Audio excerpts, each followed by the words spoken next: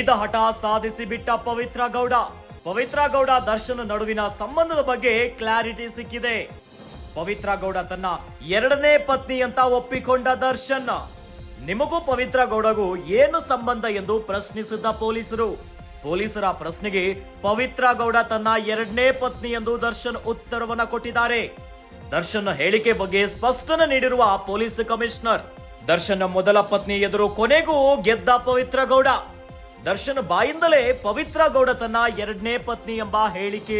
ಈ ಹಿಂದೆ ನೀನ್ಯಾರು ಅಂತ ಕೇಳಿದ್ರಂತೆ ವಿಜಯಲಕ್ಷ್ಮಿಗೆ ದರ್ಶನ್ ಮೂಲಕವೇ ಸಿಕ್ಕಂತಾಗಿದೆ ಉತ್ತರ.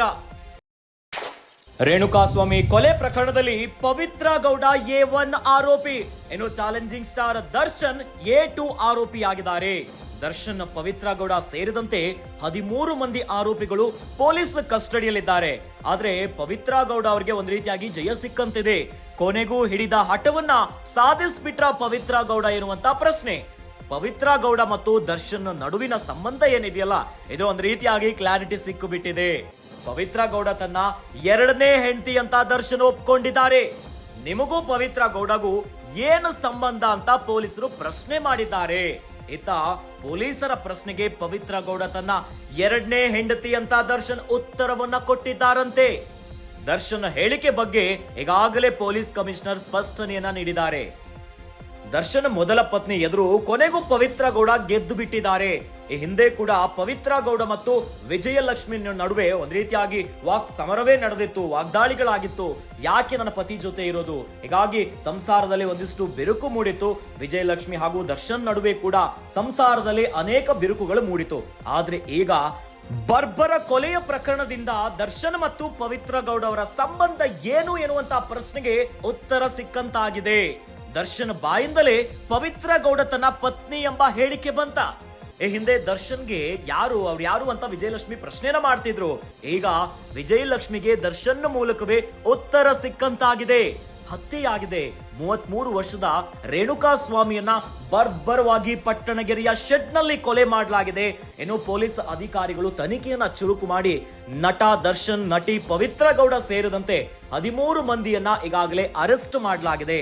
ಇತ್ತ ದರ್ಶನ್ ಮತ್ತು ಪವಿತ್ರ ಗೌಡ ಅವರ ಸಂಬಂಧ ಏನು, ಕೇವಲ ಸ್ನೇಹಿತೆ ಅಂತಾನೆ ಹೇಳ್ಕೊಂಡು ಬಂದಿದ್ರು. ಆದ್ರೆ ಈಗ ಬರ್ಬರ ಕೊಲೆಯ ಪ್ರಕರಣದಿಂದ ಇವರ ಸಂಬಂಧ ಏನು ಎನ್ನುವುದಕ್ಕೆ ಒಂದು ಕ್ಲಾರಿಟಿ ಸಿಕ್ಕಂತಾಗಿದೆ.